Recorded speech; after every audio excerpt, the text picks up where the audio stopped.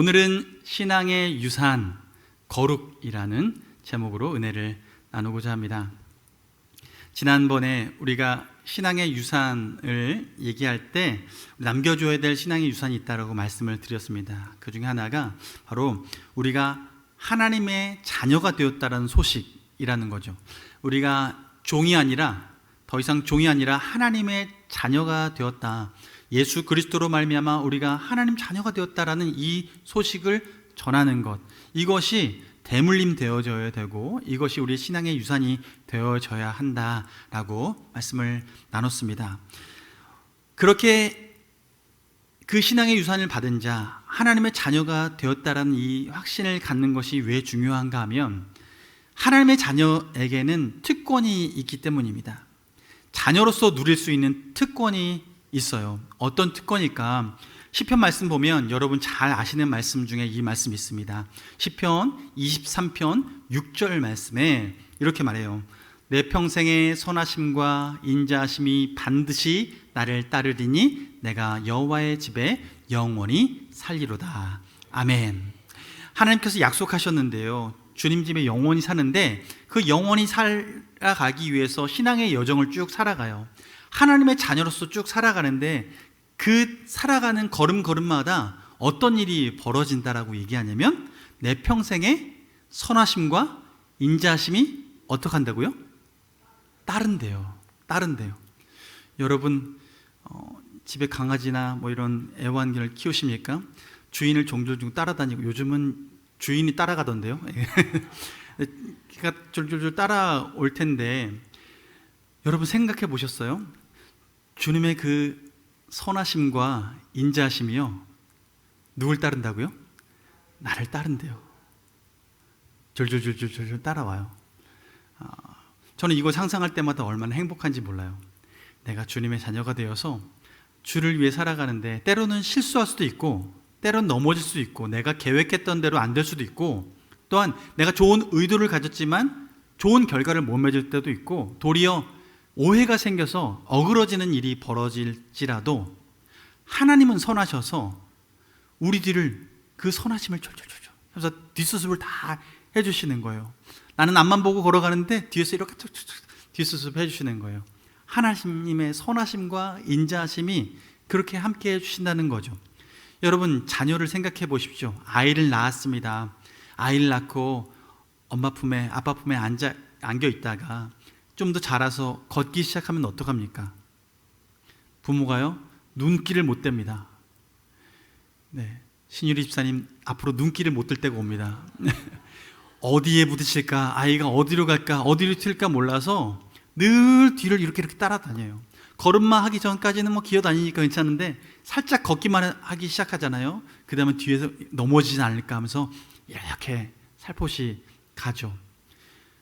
우리가 하나님의 자녀 되었을 때 하나님은 우리를 그렇게 귀하게 품으시기 시작합니다.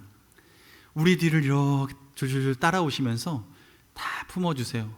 우리 실수까지도. 이게 하나님의 자녀된 자로서 누리게 되는 특권입니다.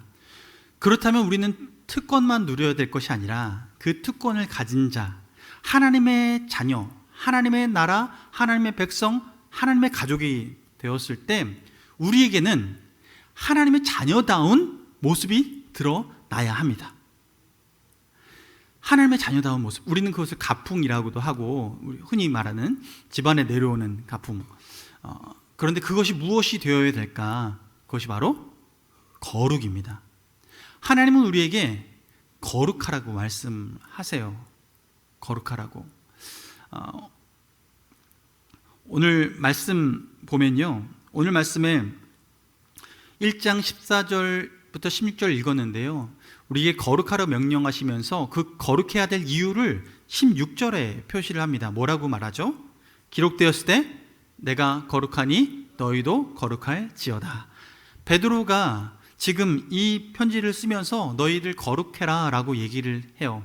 그런데 기록되었을 때 라고 말했다면 어디선가 먼저 얘기됐다라는 거죠.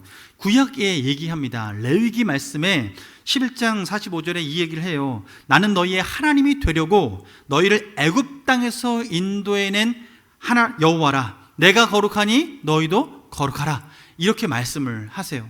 하나님께서 레위기에서 이미 하나님의 백성들을 출애굽시키고 하나님의 백성답게 그들을 훈련시키고 준비시키는데 하나님의 백성이라면 내가 거룩하니까 너희도 거룩해야 돼. 하나님이 거룩하니 하나님의 백성도 거룩해야 돼 라고 얘기를 하는 거예요. 지금 구약시대부터 하나님께서는 인간을 창조하신 이후에 또한 타락하지만 그들을 구원해내기 위한 이 일련의 과정들을 이끌어 가시는 과정에서 하나님은 하나님의 백성, 하나님의 자녀에게 요구하시는 것은 무엇이냐? 바로 거룩이라는 거예요. 거룩하십니까? 여러분 어떠십니까? 제가요 얼마 전에 그 페이스북 친구분의 사진을 몇 가지 보았는데요, 이런 사진을 띄워주셨어요. 선교사님 댁 앞에 편말을 누가 붙여놓은 거예요. 그 카페인데요, 카페 앞에 이런 편말이 붙어 있었어요. 신기해서 사진 찍어서 올리셨더라고요. 본인이 붙인 게 아니래요. 그냥 앞에 붙어 있대요. 뭐라고 써 있냐면요, 작아서 잘 안 보일 테니까요, 이렇게 써 있어요. 금연구역 하고 밑에 여기는 거룩한 곳이니 너희도 거룩할지라 하고 금연 편멜에 이렇게 딱 붙어 있었다는 거예요. 선교사님 제가 붙인 거 아니에요, 누군가가 붙여놨어요 하면서 카페 앞에 해놨다는 거예요. 여기가 거룩한 곳이니까 너희도 거룩해라 라고 말하는 이 이야기의 즉슨 금연하십시오 라고 하는 건데, 금연이 거룩을 표시하는 방법입니다 라고 얘기하는 또 한 이야기의 축이겠죠. 여러분 금연하시기 바랍니다. 네, 금연하고 또 금주하고 우리는 거룩이라고 얘기할 때 우리가 이 거룩의 하나의 표징으로 드러나는 것으로 금연과 또 흔히 우리는 금주도 얘기하잖아요. 그런데 어떠세요? 금연하면 거룩할까요? 금주하면 거룩할까요? 우리는 이렇게 하면 거룩하지 않습니까? 입이 좀 거른 사람들 보면, 우리 젊은이들, 우리 10대들 보면 입에서 욕이 안 나오면 거룩할 텐데 라고 생각이 들 것 같아요. 물론 욕하면 거룩하지 않죠. 그리고 술 마시면 사람이 안 되잖아요. 심하게 먹으면 동물이 된다고 하잖아요. 그만큼 그게 바뀌잖아요. 거룩하지 않은 모습들이 나타나니까 문제가 되니 금연하시고 금주하시고 또한 욕도 삼가하시라라고 얘기를 하는 거죠. 근데 왜 이렇게 얘기할 때 그 근저에 깔린 전제는 무엇이냐면, 그렇게 하지 않으면 우린 거룩할 것이다 라고 생각하는 거예요. 고린도전서 3장 16절과 17절 말씀에 이런 얘기가 있어요. 말씀에 너희는 너희가 하나님의 성전인 것과 하나님의 성령이 너희 안에 거하시는 것을 알지 못하느냐라고 말하면서, 누구든지 하나님의 성전을 더럽히면 하나님이 그 사람을 멸하시리라 얘기하시고, 하나님의 성전은 거룩하니 너희도 그러하니라 라고 말씀하세요. 이 고린도전서 3장 16절과 17절 말씀에 나오는 요지는 무엇이냐면, 우리 몸이 뭐라는 거예요? 성전이라는 거예요. 왜냐하면 우리 몸 안에 성령님께서 내주하시고 함께 사시니까 우리 몸이 하나님을 모신 거룩한 성전이 되었다라는 거죠. 그래서 우리 몸을 어떻게 사용해야 된다라고 얘기하는 거냐면, 거룩하게 사용해야 된다.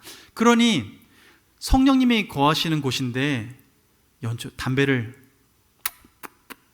피면 예, 그 성령님이 콜록콜록 거리지 않을까라는 생각에 좀 거룩하게 몸을 지켜야 되지 않겠습니까? 얘기하는 것이고, 주의 몸이 이 성전에 우리가 술을 이렇게 마시면, 그러면 우리 몸에, 우리 안에 계신 성령님께서 해롱해롱해야 되지 않으실까?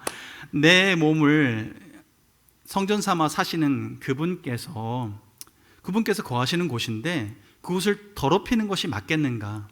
우리 입술을 하나님께서 사용하시는 입술인데 우리 입술에서 단물과 쓴물이 함께 나오는 게 옳은 것인가? 우리 몸이 성전이라고 믿는다면 주님께서 규정시켜 주셔서 너희 몸이 그러한 성전이다, 그러한 몸이다 라고 말을 한다면 우리는 어떻게 해야 할까요? 거룩하게 지켜내야겠죠. 깨끗하게 지켜내야 할 것입니다. 그런 관점이라면 좀 전에 말씀드렸던 금연하고 금주하고 욕하지 않고 하는 일련의 행동들은 우리를 거룩하게 하는 행동일 수 있습니다. 그러나 이 행동을 했기 때문에 우리는 거룩하다라고 말하는 데는 또 일부분 부족한 면이 있습니다. 여러분, 금연하고 금주하고 하는 것들을요, 이 관점에서 다시 한번 보는 거예요. 왜 하냐는 거죠. 담배를 끊고 술을 끊고 내가 열심히 즐기던 것들을 하나씩 정리하는데 이 정리하는 목적이 무엇인가요? 네, 정확히 말씀하셨어요. 우리가 금연하고 금주하는 목적이요, 갑자기 건강검진을 하고 왔더니 몸 상하겠습니다. 더 이상 술 드시면 내일 죽어도 뭐라고 할 사람 없을 것 같습니다 라고 이제 선고를 해주면 이제 끊어야겠구나 생각해서 금주하고 또 먹지 않는 거죠. 금연하는 거죠. 즉 우리가 겉으로 보기에 담배를 끊고 술을 끊는, 그리고 욕을 하지 않는 이 일련의 행동들을 할 때 이 행동의 목적이 무엇인가 라는 거예요. 건강을 위해서 내가 멈추는 것은 건강을 위해서 좋은 것인데 그것을 우리는 거룩하다라고 얘기할 수 있을까요? 하나님의 자녀가 아닌 분도 그렇게 할 수 있잖아요. 그러니 우리가 먹고 그리고 마시지 않고 하는 이 일련의 선택을 하는 것이 과연 어떤 것 때문에 하는가? 주님은 그 기준을 하나님의 영광을 위해서 하라라고 말씀하십니다. 누구의 영광을 위해서요? 하나님의 영광을 위해서. 그래서 우리가 금연하고 금주하는 것, 이것이 단순히 내 건강을 위해서를 넘어서서 이것이 주님께 영광이 된다면 할 수 있고 안 할 수 있고, 이게 하나님의 영광이라는 그 기준에 의해서 선택되어진다라는 것이죠. 단순히 우리의 직분 때문에 되어지는 게 아니라는 거예요.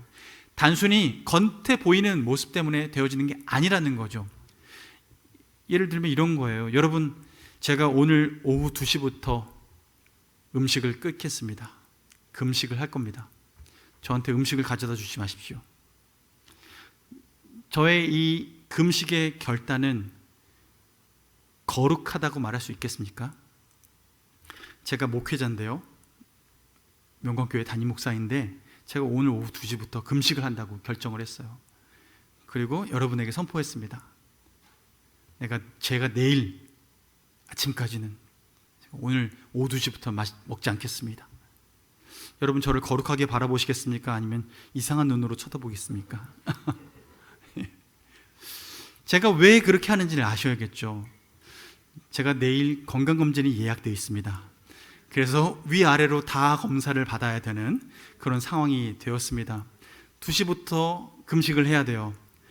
저는 목회자로서 여러분 보시기에 금식하겠습니다 라고 선포했을 때 그것만 보면 우리 목사님 거룩하게 금식도 하시고 우리 교회를 위해서 기도하시려나 봐, 이렇게 생각할 수 있지만, 그런 저의 속마음은 어때요? 저는요, 내일 건강검진을 받아야 돼서 어쩔 수 없이 금식을 합니다. 며칠 동안 그저께부터 음식을 조절하는 게 얼마나 불편했는지 모릅니다. 먹을 수 없는 게 왜 이렇게 많은지요. 먹고 싶었던 게 이렇게 많은지 몰랐습니다. 여러분, 우리는요, 무엇인가 먹고 안 먹고 하고 안 하고에 대한 결정을 무엇으로 하냐면 세상 가운데 살아갈 때 내게 유익하면 하고요, 유익하지 않으면 하지 않아요. 기준이 무엇입니까? 나 중심이죠. 내가 기준이 되어서 무엇인가 결정하는 거예요. 우리는 행위만 가지고 이것 가지고 거룩하다, 거룩하지 않다라고 말하긴 어렵습니다. 그것으로 표현될 수도 있습니다. 그러나 그것이 전부가 아니라는 거죠. 그래서 하나님은요, 우리에게 처음에는 율법을 주셨습니다. 율법을 통해서 우리가 거룩하게 하나님 앞에 살아가기를 바라셨어요. 그런데 그 율법이 우리를 온전하게 거룩하게 해주지 못했습니다. 그래서 사도 바울도 오라 나는 공고한 자로다, 나는 내가 이 사망의 몸에서 누가 나를 건져내랴 라고 고백하면서 율법을 지키는 삶을 통해서는 하나님 앞에 감히 나갈 수 없구나를 인정하고 알았던 거예요. 육체의 연약함을 안 거죠. 그러니 그 어떤 수련을 가지고 우리가 하나님 앞에 나갈 수 없고, 하나님이 정해 놓으신 그 기준, 그걸 어떻게든 안간힘을 써서 지켜내면 내가 하나님 앞에 인정받으리라 라고 생각하며 살아가는 것은 한계가 있다라는 거예요. 그러면 어떡하죠? 우리는 거룩하고 싶은데, 하나님의 그 거룩을 닮아가고 싶은데, 그럼 율법으로 안 된다면 우리는 어떻게 해야 되는 걸까요? 하나님은 우리에게 율법의 그 기준 하나님께서 주셨지만 그걸 지키려고 해서 되어지는 것이 아니라 다른 법을 우리에게 주시는 거예요. 다른 법은 무엇이냐면 믿음의 법이죠. 성령의 법입니다. 하나님은 우리에게 새로운 법을 주셔서 하나님 안에서 거룩을 지켜 나가도록 하시는 거예요. 여러분, 하나님께서는 그 거룩을 지켜 나가려고 할 때 이것을 새로운 방식으로 바라보고 가라는 거예요. 히브리서 10장 10절 말씀을 보면 이렇게 말씀합니다. 히브리서 10장 10절 함께 읽어볼까요? 시작. 이 뜻을 따라 예수 그리스도의 몸을 단번에 들이심으로 말미암아 우리가 거룩함을 얻었노라. 아멘. 우리는 어떤 특별한 행동을 통해서 하나님 앞에 거룩하게 인정받는 존재가 아니라 새로운 방식으로 하나님 앞에 거룩하게 인정받는 존재가 되었는데, 그것이 무엇이냐 하면 예수 그리스도께서 우리의 모든 허물들을, 그 값을 다 짊어지시고 결국 십자가에 못 박혀 죽으심으로 자신을 하나님과 우리 사이의 화목제물로 완전히 그 몸을 들이심으로 우리를 어떻게 하나님 앞에 서게 하셨냐면 거룩한 모습으로 서게 하셨습니다. 예수님이 하나님과 우리 사이에 다리가 되어 주셨습니다. 우리가 하나님 앞에 나아갈 때 더 이상 부끄러움 없이 나아갈 수 있도록 하셨습니다. 그래서 하나님의 성전, 그 성전 안에 성소와 지성소를 가르고 있었던 휘장이 있었는데, 예수님이 죽으심으로 말미암아 휘장이 위에서부터 아래로 찢어지면서 지성소로 들어갈 문이 활짝 열렸습니다. 누구라도 하나님 앞에 예수 그리스도의 피의 공로, 그 죽으심의 공로를 덧입어서 그것을 믿고 나아가는 자에게는 하나님 앞에 담대히 나아갈 수 있는 자격을 얻게 하신 것입니다. 하나님 앞에 나아갈 수 있는 유일한 자격은 거룩입니다. 하나님께서 우리를 깨끗하게 하시고 정결케 하셔서 하나님 앞에 나아갈 수 있도록 하신 거예요. 여러분, 이 모든 공로가 누구를 통해서요? 예수 그리스도를 통해서. 그래서 예수 그리스도께서 그 단번의 제사, 단번의 화목제물이 되어 주셔서 우리가 더 이상 어떤 제사를 대신하지 않아도, 어떤 율법을 지키려고 애쓰지 않아도 이미 하나님은 예수 그리스도 안에 우리를 가두시고 우리를 바라보실 때 예수 그리스도처럼 바라보시기로 결단하시면서 우리를 거룩하게 하셨다라는 거예요. 그러므로 이제 우리 삶은 어떤 행동을 해서 하나님 앞에 거룩하게 될까에 대한 생각보다 이미 우리가 예수 그리스도 안에서 예수 그리스도의 그 공로 덕분에 내가 거룩하게 깨끗하게 되어졌음을 믿고 그 믿음에 따라서 행동할 때 그 행동의 열매들은 거룩이 되어지는 것입니다. 그래서 우리의 존재가 바뀐다는 게 중요한 거예요. 그래서 거룩은 holiness, 거룩이라고 말하는 것은 우리의 존재의 변화, 하나님과 같은 존재로서 우리가 변화되어졌다라는 거예요. 이 그 거룩의 존재로 변화되어졌기 때문에 이 거룩의 존재로 변화된 사람이 표현해내는 삶의 방식을 우리는 경건이라고 하죠. 그래서 godliness, 하나님 앞에서 그 하나님의 신성을 닮아서 행동하는 그 행동들, 그 열매들이 경건이 되어지는 거예요. 그래서 우리의 존재의 변화, 거룩으로의 하나님의 성품에 닮아서 변화되어지고, 그 후에는 이제는 그에 합당한 삶의 열매들이 맺혀지기 시작해요. 그러니 그 후부터 하나님을 인식하고 의식하고 기도하는 것, 때로는 내가 끊어야 될 중독들, 그것들을 절연히 끌어내는 그 모든 일련의 과정들이 예수 그리스도께서 나를 그렇게 귀하게 여겨주셔서 나를 위해 대신 죽어주시고 하나님 앞에 담대히 나갈 수 있도록 내 삶을 그렇게 깨끗하게 해주셨으니 내가 더 이상 더럽게 하는 것이 맞지 않구나. 우리가 이것을 의식하고 살아가는 거죠. 이게 이 땅에서의 하나님의 거룩함을 닮아가는 삶의 방식인 거예요. 하나님께서는 우리를 그렇게 거룩한 존재 삼아 주셨습니다. 하나님께서 우리를 그 예수 그리스도 안에 푹 가두시고 우리를 그렇게 거룩하게 만드셨어요. 축하드립니다. 여러분 새로운 존재가 되었습니다. 세상 사람들이 어떻게 바라보아도 하나님의 눈에는 어이구 내 새끼, 어이구 내 새끼 하면서 하나님은 하나님 눈에는 우리를 그렇게 어여쁜 자녀로 바라봐 주시는 거예요.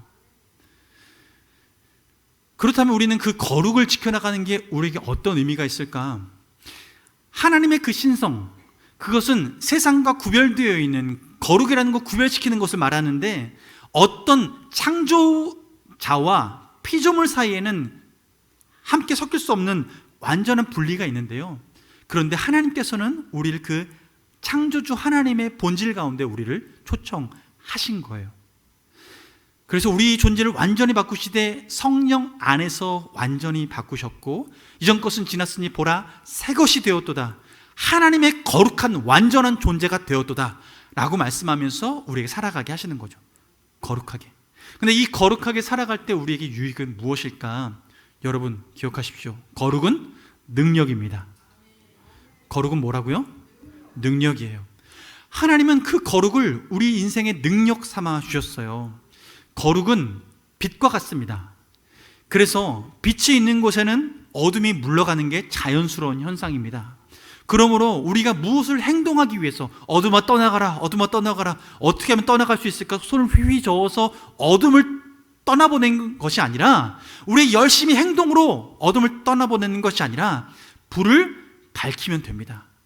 우리가 그 거룩의 존재를 인식하고 그 거룩한 존재임을 인식하고 살아갈 때, 그때 하나님께서는 우리를 거룩한 삶으로 살아가게 하시고 그것을 능력 삼아서 우리 삶 가운데 어둠이 떠나가게 하시는 것이죠. 예수님께서 이 땅에 오셔서 하셨던 사역들은 빛 대신 예수님께서 그 거룩으로 어둠의 영들을 떠나게 하시는 사역으로 이 땅에서 많은 기적들을 일으켜 내신 거예요. 거라사 광인을 만난 것 보십시오. 예수님께서 그에게 가까이 갔을 때 데가볼리로 가서 그곳에서 그 광인을 만나는데요, 그 광인이 무엇 때문에 그렇게 미쳐 있습니까? 그 안에 군대 귀신이 들어가 있었지 않습니까?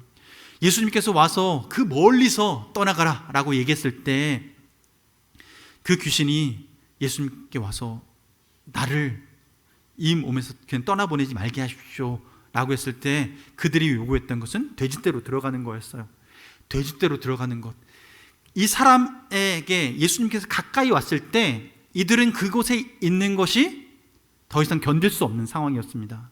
그래서 그들은 떠나갔어요. 돼지떼로 들어갔어요. 그리고 어떻게 됐습니까? 그 돼지떼 들어간 그 귀신들은요, 우르르 몰아서 바다로 풍덩 빠지면서 다 익사됐어요. 사탄의 사명이 뭔가요? 사탄의 사명은 죽이고 멸망시키려는 거예요. 죽이고 멸망시키려는 것이고, 예수 그리스도께서 이 땅에 오신 것은 내가 온 것은 양으로 생명을 얻게 하고 더 풍성히 얻게 하려는 것이다. 도둑과 같은 사탄 마귀는요, 이 땅에서 사명을 이루어야 되는데 어떤 한 존재라도 이 땅 가운데 목숨을 앗아가야 되는 거예요. 그러니 그가 돼지떼에 들어가서 돼지떼를 몰살시키는 것, 그거의 자연스러운 그 귀신들의 정체성에 닿은 삶이었습니다. 그런데 하나님께서는 지금 그 상황에서 그 한 사람을 붙들고 있었던 그 군대 귀신, 그러나 예수 그리스도께서 그곳에 오심으로 말미암아 그게 떠나가게 된 거죠. 여러분, 하나님은 우리를 그런 예수 그리스도와 같은 존재로 삼아 주셨습니다. 여러분, 그런 존재입니다. 그럴듯하게 보이지 않아도 하나님 보시기에 그렇습니다. 우리가 그런 존재임을 믿으시기 바랍니다. 그래서 여러분, 거룩이 능력이에요.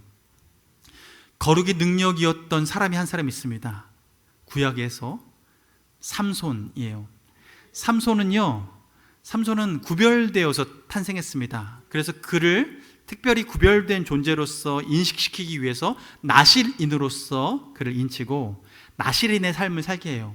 나실인이라는 뜻은 그냥 구별되다라는 뜻이거든요. 구별하다라는 뜻인데, 나실인으로 구별했기 때문에 그가 구별해서 다른 사람들이 일상적으로 누리는 것 중에서 스스로 결단해서 누리지 않는 게 있습니다. 하나님의 사람이 되었기 때문에 나는 이렇게 하지 않겠다라고 결단한 게 있는데, 그 중에 하나가 포도주를 마시지 않고 포도를 가지고 만든 음식을 먹지 않겠다라고 결단하는 거예요. 그가요, 그렇게 하나님 앞에 결단을 하니까요, 그 거룩함을 따라서 그가 성별돼서 살아가는데, 그 중에 하나가 또 머리를 자르지 않는 거죠. 머리를 그냥 기르는 거예요. 또한 시체를 접촉하지 않는 것, 이게 나실인으로서 자신을 거룩하게 지켜나가는 방식, 하나님 앞에 약속하고 하나님의 사람임을 사람들에게 인식하고 하나님을 의식해서 이 행동을 하기로 결정하는 거죠. 그래서 삼손에게 주어진, 이 거룩을 지킬 때 주어진 힘이 무엇이냐면 진짜 힘센 파워, 이 힘이 그에게 선물로 주어집니다. 그래서 그가 어떤 일을 벌입니까? 많은 일들을 하지만요, 그가 많은 사람들, 전쟁에서도요 그가 승리하죠. 나귀 턱뼈로 1000명을 죽이는 일이 있습니다. 그리고 지나가는 사자 붙잡고 아귀를 다 찢어내는 일까지 벌이죠.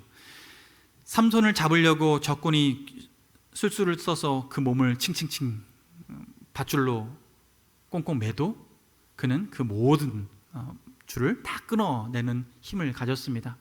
그가 그렇게 힘을 쓸 수 있었던 것은 하나님께서 그를 나실인으로 구분하고 그 구별된 삶을 하나님을 의식해서 지속적으로 살아갈 때 하나님은 이 힘을 유지시켜 주셨어요. 그런데 이 힘이 사라질 때가 언제입니까? 네, 기생을 통해서 그가 자기의 힘의 근원이 어디다라는 걸 얘기해요. 뭐예요? 머리카락 자르면 나는 하나님과 약속을 어기는 것이기 때문에 힘이 사라진다 얘기하는 거예요. 이 말을 믿고 마지막에 그 머리를 잘랐더니 삼손에게 힘이 사라졌습니다. 그가 하나님 앞에 하나님을 의식해서 약속했던 그 거룩의 약속을 그가 여인을 의식해서 그 약속을 어겼던 거죠. 하나님을 의식해서 끝까지 지켰어야 되는데 여인을 의식하고 그 거룩을 결국 저버렸습니다. 그 거룩을 저버렸기 때문에 그가 힘이 사라졌어요. 머리 길이 좀 커트했는데 뭐 이런 일까지 하나님께서 하셨어. 여러분, 미장원 같기 때문에 이런 일이 벌어진 게 아니라요, 하나님과 약속을 어겼기 때문입니다.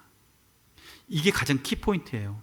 그래서 그가 그 힘을 잃었다가 다시 힘을 얻었던 때가 언제냐면 그의 머리카락이 다시 자라나기 시작할 때, 그것은 하나님의 긍휼이었고 하나님의 은혜였고 내가 너와 다시 한번 언약을 맺으리라 라고 하면서 그 거룩을 다시 회복시켜주는 순간이었죠. 결국 그가 그 자리에서 다시 마지막에 힘을 쓰고 제단 앞에 모여 있었던 사람들과 함께 그 생을 마감을 하게 됩니다. 평생 동안 죽였던 적군보다 더 많은 적군을 죽이는 일을 마지막에 벌이게 되었던 거죠. 삼손은 그렇게 거룩이 능력임을 경험했던 사람입니다. 여러분, 그 거룩을 능력 삼으시길 바랍니다. 하나님께서는 그 거룩한 삶을 이 땅 가운데 우리가 살아가길 원하세요. 하나님의 자녀다운 삶, 하나님의 백성다운 삶. 이 백성다운 삶은 우리가 어떤 것을 했고 안 했고의 문제가 아니라 우리가 예수 그리스도의 공로, 피공로를 의지할 때 다른 것으로 하나님 앞에 나아갈 수 있는 길이 없음을 알 때 우리는 이 거룩을 지켜나갈 수 있습니다. 여러분, 이것이 우리에게 주어진 복음이에요. 다른 어떤 종교는요, 모든 대부분의 종교는 자기가 무엇인가 열심히 해서 어느 정도의 수준에 도달해야 그래야 내가 거룩하게 됐다라고 얘기해요. 그러나 하나님은 우리가 그렇게 하나님의 그 거룩함에 도달할 수 없다라고 말씀하셨고, 그래서 예수 그리스도를 이 땅에 보내주셨고 우리를 품으셔서 하나님과 같은 존재로 만들어 내신 거예요. 하나님의 은혜와 긍휼로 말미암아 이 모든 일이 벌어지게 된 것이죠. 여러분, 그래서 여러분에게 간절히 바라는 것은 이 거룩의 삶을 믿음으로 지켜내시길 바랍니다. 우리는 율법으로 거룩해지는 존재가 아니라 믿음의 법으로 거룩해지는 존재입니다. 그 믿음의 주체 되신 예수 그리스도, 그 공로를 의지해서 우리를 이미 거룩해 하신 그 하나님의 그 은혜를 누리며 살아가는 것, 그래서 이것을 대물림시켜 주는 것, 그것이 우리가 해야 될 삶의, 우리의 신앙의 유산인 줄로 믿습니다. 여러분, 여러분의 이 신앙의 유산 여러분에게만 머물지 않고 여러분의 자녀들에게도 자연스럽게 대물림 되기를 원합니다. 축복합니다.